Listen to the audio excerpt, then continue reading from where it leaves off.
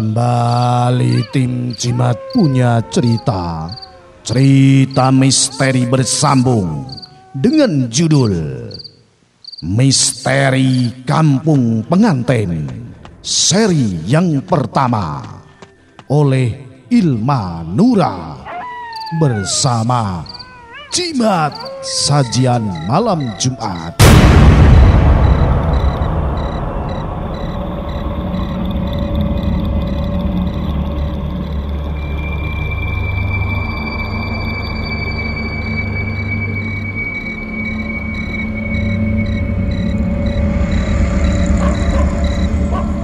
Rahasia yang sudah kodir kubur dalam selama bertahun-tahun harus mulai terbongkar ketika sang keponakan Malik datang ke kampung Sekarsari untuk menguak kejanggalan kasus kematian Karyono yang menghebohkan jagat maya dan dunia.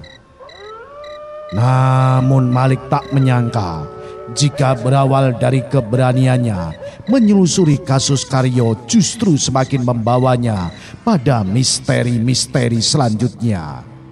Dan pada sebuah rahasia yang tak pernah ia duga selama ini. Selain itu nyawa Malik pun taruhannya. Entah bagaimana Malik akan memecahkan misteri kampung pengantin tanpa ada nyawa melayang atau justru dirinya yang harus berkorban. Belum lagi ia baru menyadari suatu rasa pada sosok Aryani yang sempat dikatakan gila oleh seluruh warga Sekarsari.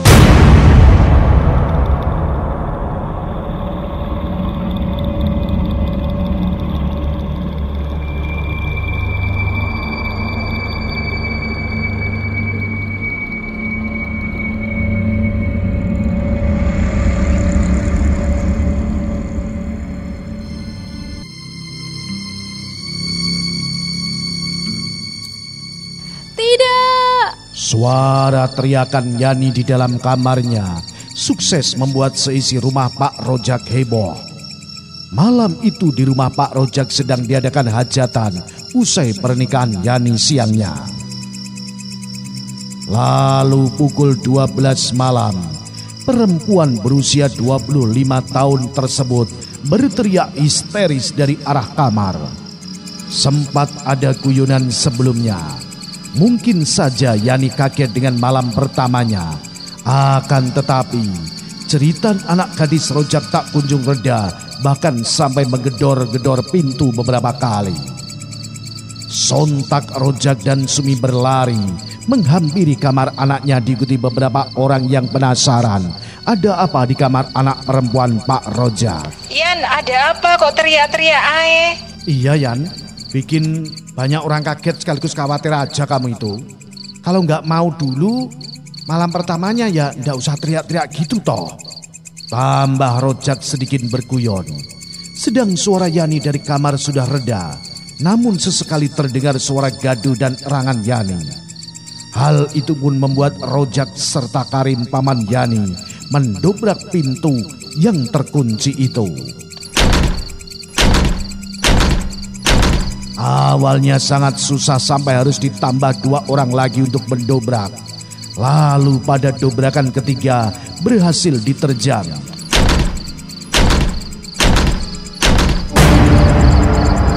Namun pemandangan di dalam kamar pun berhasil mengagetkan Rojak, Karim serta Sumi. Bahkan wanita itu lantas terkulai lemas, yang untungnya ada orang di dekat Sumi yang sigap menangkap tubuh wanita parubaya itu. Seketika Rojak dan Karim memekik sambil masuk dalam kegelapan melihat Yani sudah tergeletak lemas di lantai. Di pojok dekat almari pakaian yang dekat pintu kamar mandi, pandangan Yani sayu pada sosok yang tergantung dengan tali melilit di leher seseorang yang sudah tanpa nyawa. Dia adalah Karyono, suami Yani. Sebut Yani lemas pada ayahnya. Rojak menghambur memeluk anak gadisnya. Selain itu tamu-tamu ikut memekik heboh. Sebagian mulai berlari terbirit-birit keluar sambil berteriak ada orang bunuh diri. Karim dengan jalan tergagap mendekat ke arah mayat Karyo yang tergantung tanpa daksa itu.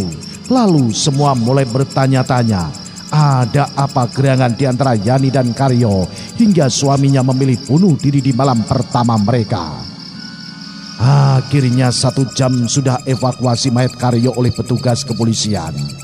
Yani yang masih pucat pasi karena shock atas kejadian tersebut belum bisa memberi kesaksian pada polisi. Hanya beberapa tamu termasuk Karim yang dimintai keterangan. Lalu Sumi sudah baikan. Kini ia menemui sang putri yang terpuruk di kamarnya sambil ditemani beberapa kerabat. Namun ternyata Rozak memilih kasus ini ditutup. Keluarga Yani menolak diadakan otopsi. Polisi pun tampil pusing. Usai dievakuasi lalu dibawa untuk dimandikan dan diurus selanjutnya oleh pihak keluarga. Sementara keluarga Karyo tidak bisa menolak keputusan Rozak karena Karyo hanya datang dengan ayahnya yang bahkan itu pun sudah tua renta. Bahkan mendengar anak satu-satunya meninggal dengan cara tragis seperti itu membuat Setiadi hampir terkena serangan jantung. Sedangkan di luar sana desas-desus gosip mengenai putri dan menantunya mulai tersebar. Entah siapa yang memulainya. Mungkin Karyo kaget si Yani punya penyakit kali. Atau bisa aja si Yani udah gak perawan. Tapi kok milih bunuh diri ya? Atau jangan-jangan si Yani yang membunuh. Jangan asal bicara kamu. Kedengaran orang nanti bisa gawat itu. Dan masih banyak lagi ocehan-ocehan yang harus didengar oleh Rozak serta Sumi. Sampai 1 tahun kemudian, setelah kejadian itu tak lantas gosip mengenai Yani mereda, melainkan makin menjadi. Apalagi Yani kini menjadi gila. Warga sering ketakutan jika sudah ada Yani berkeliaran di rumah, karena ia sering mengamuk tak jelas atau selalu mengejar pemuda yang kebetulan lewat di sana sambil memanggil nama Karyo, sang mendiang suaminya. Sedangkan cerita di balik kejadian naas itu tak terbongkar sama sekali. Yani memilih bungkam sampai akhirnya perempuan itu menjadi hilang akal. Rozak serta Sumi pun tak pernah mencoba mengorek apa yang terjadi antara Yani dan Karyo ketika di dalam kamar. Walaupun malu harus mereka terima selama bertahun ini, diterimanya ditambah gilanya sang anak. Namun sebelum Yani kehilangan akalnya sepenuhnya, ia sempat menyebut bola cahaya yang masuk lewat celah jendela. Setelah itu ia tak indahkan lagi pertanyaan-pertanyaan Sumi, Rozak serta Karim. Semuanya seolah terkubur begitu saja.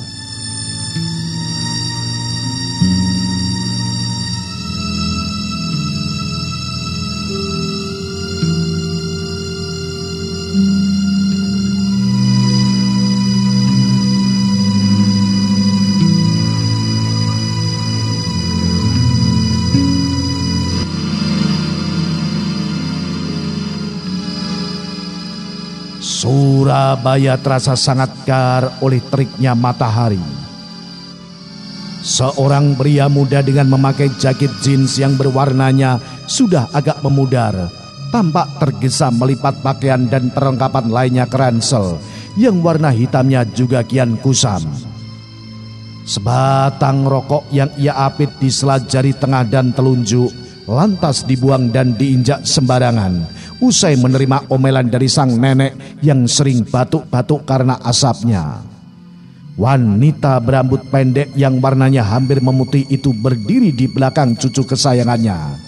Matanya nanar menatap punggung tegap itu. Kamu yakin dengan keputusan ini, Lek? Tanya Suri sang nenek dengan posisinya kini berpindah menjadi duduk di kursi goyang kesayangannya. Lalu Malik memutar tubuhnya ke arah wanita tua itu, lalu menghela napas berat. Malik yakin, Nek, tenang saja, di sana ada Wak Kodir yang akan membantu Malik. Lalu kamu tega tinggalkan nenek sendirian di sini? Nada wanita itu mulai memelan. Kan ada perawat nenek yang bakal temani nenek. Tenang aja kok, Malik akan sering tengok nenek atau video call ya, ucap pemuda itu sambil berjalan mendekati wanita tua bernama Suri, menempelkan kedua tangannya di kedua bahu wanita itu. Malik hanya ingin mencari udara segar saja kok, Nek. Ingin merasakan rasanya tinggal di kampung sambil nunggu wisuda. Lagi pula Malik ada suatu proyek kerjaan yang mungkin saja dengan datangnya ke sana ada hal yang menarik untuk diulik. Jelasnya lagi pada sang nenek. Sudahlah, jangan bahas pekerjaan dengan nenek. Nenek tak mengerti soal itu. Nenek cuma bisa titip pesan saja sama kamu, Malik. Kampung Uwak Kodir itu tak seperti kampung yang lain. Kamu harus serba hati-hati. Saran nenek kamu, jangan jadi liburan di sana ya. Nenek khawatir. Justru itu, Nek. Karena nenek bilang gitu, Malik jadi tertantang. Kan lumayan kalau sesuatu di kampung Uwak Kodir, di kampung Uwak Kodir itu berhasil Malik angkat ke blogger Malik. Bisa-bisa Malik terkenal. Yang bangga dan senang jika Malik sukses, siapa lagi kalau bukan nenek, iya kan? Suri sudah kehabisan kata. Prinsip cucunya memang persis seperti prinsip anaknya, ibu dari Malik. Andai Yunita masih ada di sampingnya sampai saat ini, ia pun akan sama bangganya atau bahkan lebih bangga memiliki anak seperti Malik. Ya sudah, nenek cuma bisa doakan yang terbaik buat cucu nenek satu-satunya ini. Semoga kamu di sana baik-baik saja ya. Dalam hati Malik sebenarnya menolak pergi. Ia memilih bersama neneknya sampai kapanpun. Namun ada hal lain yang ingin Malik lakukan. Jiwa Malik bebas. Ia ingin selalu berpetualang dan menggali hal-hal yang menantang. Jadi, pergi ke kampung kelahiran neneknya lah Malik pilih. Sudah berasa tak ada yang tertinggal, Malik pun bergegas pamit pergi. Tetapi tangannya tertahan oleh sang nenek. Ambil ini. Suri memberikan sebuah kalung dengan bandul koin bertuliskan tolak bala. Malik mengernyit heran. Alisnya terangkat satu menatap neneknya. Seperti namanya, menolak bala. Sudah nenek pakai puluhan tahun. Sekarang waktunya nenek turunkan ke kamu. Semoga kamu dilindungi Sang Maha Kuasa. Amin. Dengan bibir tersenyum, Malik mengusap kepala sang nenek. Perlindungan itu memang dari Yang Maha Kuasa, Gusti Allah. Jadi tak perlu benda seperti ini, Nek. Malik percaya dengan kuasanya. Jadi nenek pegang lagi saja ya. Assalamualaikum. Malik pergi meninggalkan Suri dengan debar jantung tak menentu. Ia begitu khawatir karena ia tahu betul kampung Sekarsari itu bagaimana. Namun Suri juga tak sanggup menceritakan kisah sebenarnya pada sang cucu. Wanita tua itu hanya berharap cucunya diberi keselamatan, walaupun ia tahu selangkah Malik meninggalkan kota ini, maka bahaya mistis sedang mengincarnya. Bagaimanakah kisah selanjutnya? Misteri Kampung Pengantin bagian kedua akan tayang sesaat lagi setelah jeda jimat sajian malam Jumat. Au.